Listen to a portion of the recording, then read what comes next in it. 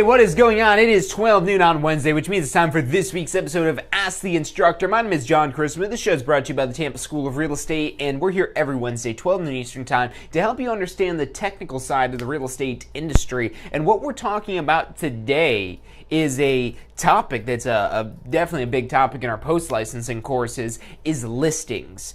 And not just what listings are, because if you've already got a real estate license or you're interested in getting a real estate license, you probably already know what a listing is. It's when you're listing a property for sale for a seller. So if you didn't know what they are, now you're up to speed. Now, why is it so important that we get these listings? Well, when you have a listing, that's inventory. That's a product that you're carrying essentially, and now that makes people pay attention to you and your real estate business because you have these listings. Now, granted, any real estate professional, if you're giving access to this property through the MLS, would be able to market and sell this property as well to their clients. But when it's your listing, that helps you get more listings, and you get paid for all these listings when they sell.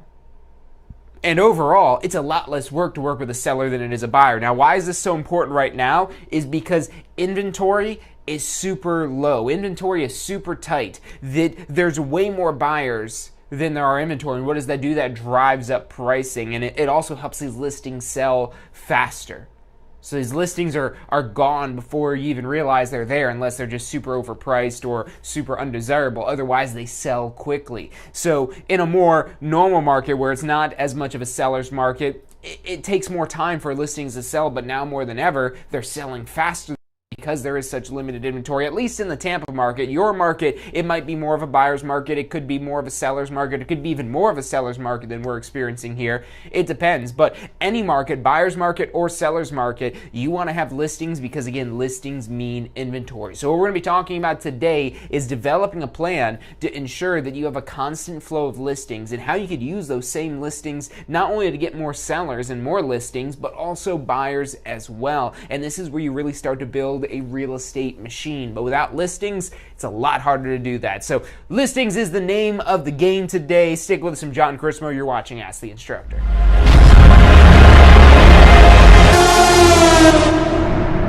You are watching Ask the Instructor. Absorb the knowledge. Become the expert.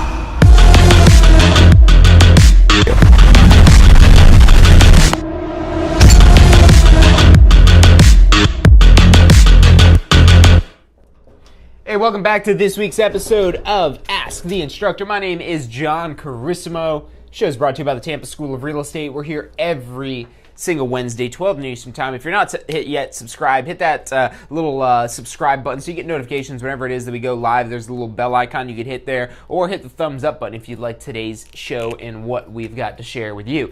So, listings. Again, this is an agreement. This is a contract that you're getting with a seller. You enter into a contract with a seller with your obligations of the contract to market the property to potential buyers as well as to other realtors that have potential buyers. And then when the property sells, you get compensated for your efforts of marketing the property. You get paid some sort of commission for marketing the property, even if another agent is the one that finds the buyer for the property. And that's why listings, any market, buyer's market, seller's market, good market, bad market, doesn't matter what you want to call the market, listings are always going to be an essential part of your real estate business because the listings are your inventory, and your listings are the catalyst to help you get more listings, to help you get more buyers, to help you grow your business. But without listings, it's, again, constraining your business. So, again, this is your agreement with the seller. Now, how do we do that? How do we get in front of these sellers? The first thing that you want to remember, so let's talk about the realtors, the Association of Realtors. They give us this statistic. It's another reason why you should have listings. But it says on average to close a buyer, on average of working time, according to the Association of Realtors, it's 24 hours. Whereas when you're working with a seller, it's 8 hours.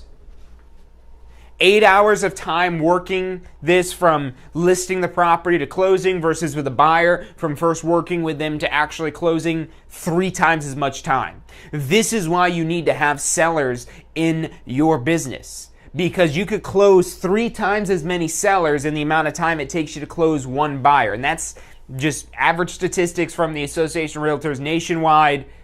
And look, maybe this is a little bit longer, maybe this one's a little bit shorter, but I highly doubt you're able to work with buyers faster than sellers, again, in any real estate market. So what a lot of people don't take into account is what might make this 8 hours a little bit higher than maybe working with a buyer. It's a lot easier to find buyers. Why? Because they don't have to buy. You're just simply asking them to look at, to consider acquiring something, consider adding, which they might be interested in looking. They maybe have no interest in buying, but they have interest in looking, and that maybe is a part of the reason why this is such a longer time compared to working with sellers. But with a seller, you're convincing them to sell their largest asset, or most likely their largest asset. Usually somebody's home is their largest asset, or if it's not the largest, it's one of the largest. So you're convincing them, or not necessarily convincing them, because they're really convincing themselves, but you're convincing them to use you, to trust you in the sale of their largest or one of their largest assets. So you're not necessarily convincing them to sell. If they're having the conversation with you, they're already kind of convinced themselves, even if they're not ready to make that decision yet. But now you need to convince them that you are the right person to help them sell the biggest asset that they own. So I would argue that on top of that 8 hours, it's going to take a little bit more preceding action, a little bit more information and education and enlightenment and marketing, or whatever you want to call it, leading up to the contract. A lot more follow-up, a lot more that you're contacting them before they get serious about making a decision. Because basically once they sign that listing contract, that's when it's really happening. That's when the house is going on the market. That's when the house is going to be opened up to buyers, as well as their neighbors, as well as anybody who wants to see the property. So that's a significant step, a significant milestone when they're signing that listing agreement just to open it up. Not even selling the house, but just putting the property on the market. So leading up to that, that's where you're going to have more of this follow-up. And part of the follow-up, what's really important, is just the organization behind this. Because you might have people that are ready right now. Now, those are the ones that are the hardest to lose track of, are the people that are available and ready right now. So these usually don't get forgotten because they're the low-hanging fruit, they're the easy money. But what about that person that's 3 months out? They might not be low-hanging fruit now, but maybe in 2 to 3 months, maybe 4 or 5 months. It depends. Just because they tell you 3 months doesn't mean 3 months exactly. It might mean just a couple of weeks. It might mean 3 years. We don't really know, but we have to kind of gauge where they're at and how ready it is that they are, and have information we could give them. Have information we could disseminate to them that helps them understand who we are better, helps them understand how our business can help them better, and understands how we could seamlessly get them to that end goal that they're desiring. So that's all part of our marketing, our branding, our messaging that we're sending out to them, leading up to ultimately a listing appointment where you get a listing contract signed. But again, this is all about organization, because it might be 3 months, might be 6 months, might be 1 year plus. And you should have some way to organize this, either some sort of contact management system with tags or lists or filters or something like that, where you could identify who are your low-hanging fruit, who are the next low-hanging fruit, and then who are the people that are further out that you don't want to spend as much time on right now, but you want to make sure that you don't neglect them. So 6 months to a year down the road, these people in this boat here are going to be now in your now column. This is all about having a pipeline. So having an organized pipeline, that's really important with listings, because like I said, listings are going to be more about the long game. This follow-up that you're doing in advance. Now you might wonder, okay, well, what are the ways that I can follow up? Regardless of where they're at in this process, what methods do I have to stay in touch with them. And if you're wondering how you even meet these people in the first place, we're going to get to that. We're getting there. So stick with me. So what are some of the things it is you could do to follow up, to stay in touch with them? Just listing out a bunch of little simple things. The probably one that makes the most sense is the phone, either a phone call or a text message. Text messages work as well. Text messages, if they communicate through text messages, then you can use text messages. If they never respond to your text messages, hey, maybe don't send them text messages still because they're obviously not a texter if they're responding. Or maybe they don't pick up your phone calls, but they answer your text messages.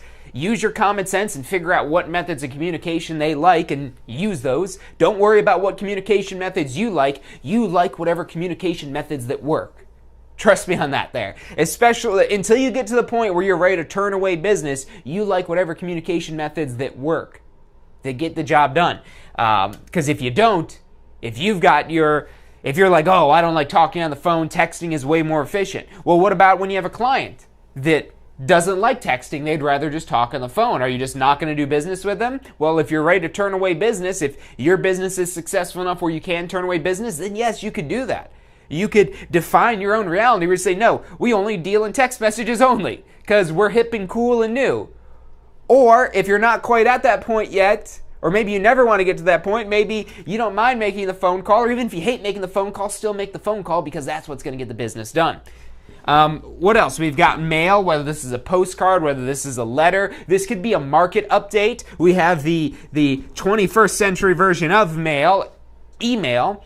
Now, I wouldn't pick one of these over the other. I would do both. Now, obviously, for most people, email is going to be a faster, more direct way to communicate, but especially for some of these clients that are farther out that you're following up with that are maybe 6 months to a year down the road, this mail piece can maybe be some sort of monthly market report of, hey, what's going on in the neighborhood? What homes have sold? What homes went on the market? What homes got taken off the market? What does the inventory look like? How many people have moved to this area? Whatever statistics that a homeowner might be interested in, that could be something that you send out in the mail. And that might not be the end-all be-all, but it's another piece of the puzzle. That's what you're doing. You're trying to take all these pieces of the puzzle, the phone, the mail, the email. You could run ads, and there's way that you could do really hyper-local targeting with a lot of these online digital ad platforms, whether it's Facebook or Google or otherwise. So running ads is another way to ensure that they remember who it is that you are. But that's the follow-up. And there's a lot of other ways. You have personal visits even. Hey, I was just in the neighborhood, figure out I would stop by and ring the doorbell. That could be where you're initially meeting them. Maybe you're door knocking a neighborhood, and that's how you initially meet this person who is interested at some point in the future in selling their home. It could be an inquiry off of your website. It could be a lot of different ways. But once you do get that lead, use as many methods as possible to stay in contact and stay in touch with them to make sure you maintain the relationship. Because I've said this before, if you want to turn a contact into a contract, the only difference between the words contact and contract is the letter R. And you know what that R stands for? It stands for relationship. As you deepen the relationship, you open up the possibility for a contract. You find somebody that you love, well, you deepen that relationship, and then comes the opportunity for the contract of marriage. It's the same thing with your clients. They start out as just somebody that you know, somebody that you're familiar with. But how many times have you been in a situation where a client is maybe hesitant at first? Or you've been hesitant to just get in bed with somebody to, figuratively speaking, to do business with them without really knowing them, without having much of a relationship. If you don't have that relationship, people might not feel comfortable doing business with you. And that's why a lot of listings are lost, is because the agent doesn't go out of their way to build a relationship. And a lot of times it's just because of lack of organization, just because they're not ready to buy right now, or sell right now, I should say, which probably means they're ready to buy as well, because remember, they're probably not going to sell their home and become homeless. They're selling their home to go buy another home. And that's all the more reason why you should have listings, because you're getting them. You're getting somebody who owns a home, who probably has equity in their home, who equity being money they have in their home that they're going to get when they sell the home, so they have money to put as a down payment on the next home.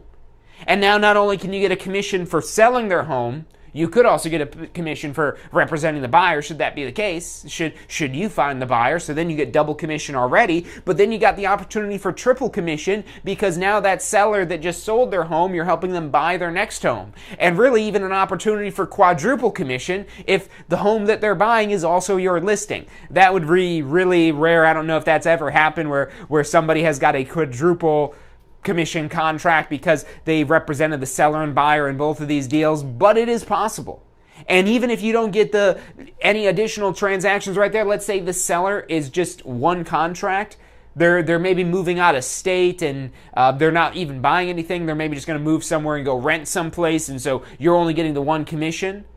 That doesn't mean you should burn the bridge and burn the relationship with them, because what happens when they want to buy again? Or even if they've moved out of the area, that doesn't mean they won't move back.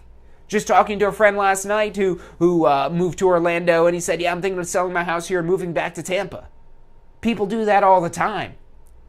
That opportunity is there, but if you burn that bridge, if you destroy that relationship, or I should really just say neglect the relationship, because it's usually not with malignant intent that you're saying, oh, I never want to work with them again.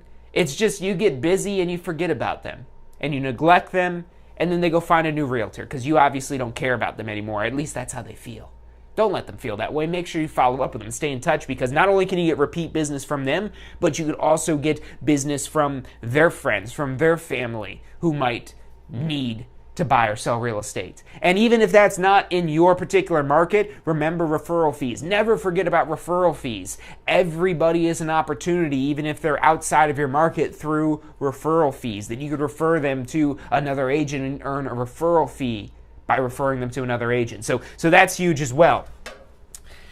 Now, for getting these listings in the first place, these all work as well, whether you're door knocking to make a personal visit, just saying, hey, I'm John, I'm here to introduce myself, I'm this specialist that just got assigned to this area by my brokerage. It's one of the pickup lines it is you could possibly use. There's all kinds of stuff you could do for door knocking. We've done tons of episodes on door knocking before. Check those out. Search door knocking on our Success Center and you'll find out if you're interested in doing something like that. Obviously, you could run ads, but those cost money, so you might not be ready to do that first and foremost. Door knocking just costs your time. Now, emails, well, who is it that you're emailing? Well, you can't just go buy an email list and then just spam that email list, because that literally, by definition, is spam. It's spam unless you have permission to send that person an email, if you're sending out some mass marketing email without their permission. So, can't really use the email to get the leads unless you already have some sort of sphere of influence. Maybe you're emailing past clients saying, hey, just a reminder that I would really appreciate any referrals, because remember, we can't compensate them for referrals unless they have a real estate license. Mail. That's one you definitely could use. We're going to talk a little bit more about that. I really want to get more in detail, though, on these strategies for finding these clients in the first place. And what I would say I would do as a strategy if I were just starting out trying to get listings, or maybe you've had listings before, but you've never had a consistent source of listings. So this is going to be basically a strategy based around a farm area. Now, what are we doing with this farm area strategy here? Well, first, we need to choose the location. And we choose the location based on the number one factor of turnover. Don't consider farming a neighborhood until you've looked at the turnover. And the way you calculate the turnover, it's a percentage. You take the sales, divide it by the homes. Sales divided by homes. And what that's going to do is give you a percentage of how many homes have sold within the last 6 months, a year, whatever time frame you're looking at this at. So you look at how many sales in the last 6 months or how many sales in the last year, divide that by the total number of homes, and then you do that for all the neighborhoods you're considering, because you want to find the neighborhood that has the highest percentages of turnover. If the neighborhood you're farming, that you're trying to solicit listings from, has a very low turnover, you're going to have a much more difficult time getting listings because nobody wants to sell. That's what turnover tells you, is how often people want to sell in that neighborhood. So that's your number one factor when you're choosing a farm area, is what is the turnover rate? Before you invest anything, any time or money in the neighborhood, look at what is the turnover. Is this even going to be a good return on my investment, or should I go to this neighborhood over here instead? Because maybe this neighborhood has a 20% turnover ratio versus this one only having 5% turnover. Why would you waste your time in the 5% turnover neighborhood when just down the street there's another neighborhood where there's 4 times as many home sales going on if it's a 20% turnover? So look at turnover first and foremost, then consider everything else. But if it's got a bad turnover, if it's got a low rate of turnover, if there's a low amount of sales, and this is why you want to do it as a percentage, because not all neighborhoods will have the same number of homes. And if it's got more homes but less sales, well, what does that mean? That's why you got to turn it into a percentage, so you can have a standardized number for all the neighborhoods you're looking at. So that's number one. Find the location, and again, the number one factor you consider before everything else is what is the turnover, and then everything else it is you might consider when you're trying to find the perfect neighborhood. You want to figure out, okay, what are the best neighborhoods I could target? I would also look to see if there's any agents dominating that area. If you look in the MLS and look at that neighborhood to see if there's any particular office or any particular agent that's already getting a bunch of listings, really kind of just checking the competition or market share. Because if there's already an agent that gets almost all the listings in that neighborhood, they're probably doing a really good job marketing and farming in that neighborhood. And yeah, you might be able to take some business from them, but you're going into a bloody battle when there might be another neighborhood that also has a high turnover rate that nobody's touched, that nobody's farming, that are basically just a bunch of orphan homeowners that don't have any realtor to take care of them. That's the neighborhoods that you want to find there. So that's the second qualifier I'd look for. Number one, find the turnover, the highest rates of turnover. Then number two, try to find the lowest market share where there's not any agent dominating that particular market. Now, once you've picked out your area, your farm area, the location it is that you're going to market to, the first thing I would do after you look at this digitally, so you're going to view it digitally, with Google Maps and looking at some of the properties on the MLS and all this type of stuff, maybe looking at some satellite views and street views if they're available, but that doesn't really match driving the neighborhood. That's what I would start out doing. I would start out by driving the neighborhood, driving every single street in that neighborhood, so you start to get familiar with that area. Now, this isn't necessary, but if you want to be able to call yourself an expert in that neighborhood, you better at least step foot in there. So I would say not even just drive the neighborhood, but after you've driven the neighborhood and got the lay of the land, that's where I would then walk the neighborhood. I would walk the neighborhood. Walk the sidewalks. Walk up and down. You don't have to door knock or anything like that yet, but just walk the neighborhood. Get to understand it. Breathe the air that the people there are breathing. Get to understand what it is they might like about the neighborhood, what it is they might not like about the neighborhood, so that way you better understand where these homeowners are coming from. Because if you don't understand where these homeowners are coming from, how are you supposed to connect with them? How are you supposed to develop that relationship when you don't understand who they are and what they represent and what it is that they want? And again, just trying to get in that neighborhood is going to help you better understand where these people are coming from, because you're literally walking through the neighborhood that they're coming from. And then if you really want to take it to the next step, that's where I would then say to door knock the neighborhood. Drive the neighborhood, then walk the neighborhood, then knock the neighborhood. Go out there knocking on doors to introduce yourself. Hey, my name is John Carissimo from ABC Realty, and I'm here to introduce myself as the expert that just got assigned to this neighborhood. I'm going through the area just to make sure everyone's aware of their current home values, as the market has, as you know, been changing quite a bit. Let me ask you this. How long have you guys been living here? And you just strike up a conversation. We've done tons of episodes on door knocking before, and I know it can be intimidating, and that's why I'm saying drive the neighborhood first and walk the neighborhood first before you even door knock. But this is a great way when you're starting out.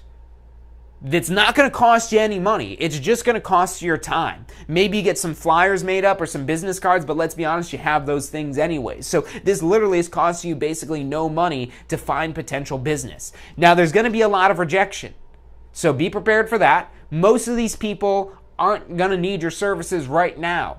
The chances of you knocking on a door and just happening to find a homeowner that wants to sell right now are probably 1 in 100. So what does that mean? It means you should probably knock on at least 100 doors to hopefully find one homeowner that is ready to sell right now. And sometimes it's even slimmer pickings than that. You might be knocking on 150, 200 doors to find that one homeowner that needs to sell.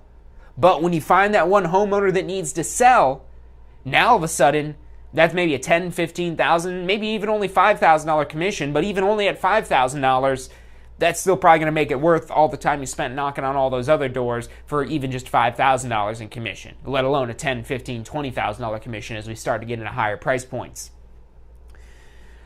But let's say you knocked on 100 doors. You found one seller. What about the other 99 doors? What about the other 99? And that's where, again, the follow-up comes into play. And having that organization, because as you're talking to people, asking them that question of how long have you lived there? And yes, you could look up that information, but let's not be weird. Let's have a conversation with them. Hey, how long have you lived here? If they don't want to tell you, fine, you could go spend the time it takes to look it up. But really, this is, even though you could already find that information, this is a great way to start connecting with them. Hey, how long have you lived here? It's an easy question for them to answer. And well, what do you like about the neighborhood? What do you not like? Have you ever considered moving? If you were to move today, where would you go? Just little things like that to understand what is their urgency. If they said they just moved in there 2 months ago, they're probably not planning on moving out anytime soon if they just bought that house. Or maybe these houses, maybe some of them you come across are renters. And you talk to them, well, let me ask you this. Why is it that you haven't considered buying? What's been holding you back there? Would you consider buying? Again, just starting a conversation. And the expectation isn't that every person is going to be a deal. The expectation when you're doing door knocking is that you meet people. So when they answer the door, guess what? You met them. It doesn't always go according to plan. And again, very few of these people that you actually talk to will need to sell their home right now.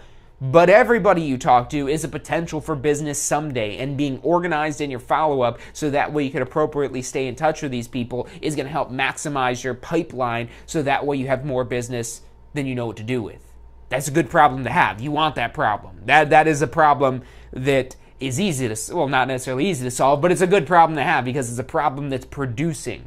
You don't want problems that take away. You want problems that bring you wealth and happiness and the opportunity for growth, and that's what those problems bring you. But anyways, so yes, the follow-up. Now, door knocking, it is time consuming. So one of the other strategies I would implement, I would still recommend, if you're farming an area, I would highly recommend that you door knock that neighborhood. You might not feel comfortable doing it right away, especially if you've never door knocked before, but I would recommend it because there's no better way to meet your potential customers than actually meeting them face to face. And yeah, it's a little weird sometimes when you're knocking on the door. You're obviously interrupting people. You're always going to be interrupting people. At no point are people just sitting there waiting for somebody to just show up at their door. Or if they are waiting for somebody to show up at the door, they're probably not waiting for you to show up at their door and talk to them about real estate. But that's all you're there. You're just there to, hey, strike up a conversation about real estate. I know you probably don't need to sell right now. That's a great line to take the stress off of things. Because we've all had those door-to-door salesmen that have came by before and said, hey, I got a great deal for you today. It's only today. You can only sign up with me. You got to do it now. Otherwise, you basically are dumb and you're going to lose forever. No, we're not there to give them that ultimatum. We're just like, hey, look, I know you're probably not, you don't need to sell right now. Most of the people I talk to don't need to sell. I'm just here simply to introduce myself. Just got to get to know you, how long you've lived here, and if there is anybody way I could help you, or maybe you have a friend or family member that's in the need of some real estate services, I would love the opportunity to wow them and to eventually someday also be able to wow you as well. How great does that sound? And again, it's the no pressure. Hey, look, I know you don't need to sell. We're not there to convince people to sell. We're not there to force people to sell. We're there to provide the best option for them when they are ready to sell. And that's the mentality it is that you want to have behind all of your messaging, branding, and everything it is that you're doing. And then, of course, you could run ads online. That one we've done whole episodes before of ads online as well, because we get really in depth of all the different ways it is that you could run advertising campaigns.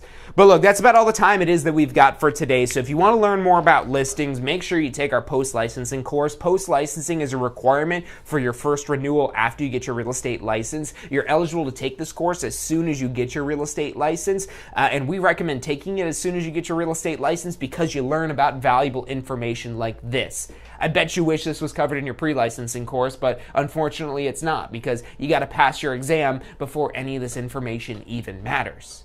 Until you pass your exam, you can't sell real estate. But once you've passed your exam, now the Florida Real Estate Commission says, hey, we'll give you some hours for learning about real-world topics. And that's what post-licensing is about, learning the real-world side of running your business to be able to build a successful real estate empire. So if you're ready to do that, sign up for our post-licensing course. You can call us 813-333-2676. Again, that's 813-333-2676. You can also find out more information online at postflorida.com. Postflorida.com will take you right over to our information center on post-licensing. Again, that link is postflorida.com, or just call us 813-333-2676. Or if you need to get your real estate license, we can help you with that as well, 813-333-2676. That's about all the time we've got for today. Thank you guys for tuning in, and I'll see you on Friday for State of Real Estate.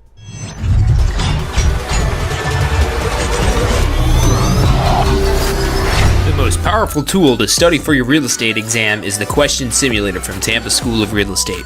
We've used our years of experience in preparing students for the Florida real estate exam to bring you the most powerful exam study tool available. In the Question Simulator, you'll be able to go directly to a particular unit so you can focus on the sections where you need the most practice. We have also included the percentages of each unit so you know which units are the most important for your real estate exam. Every question will immediately give you detailed feedback, which is almost always more important than the question or the answer themselves.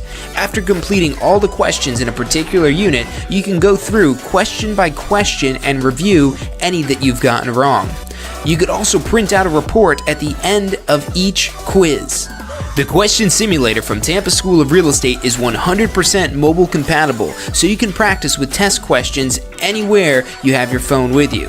Enroll now at questionsimulator.com and get ready to pass your exam.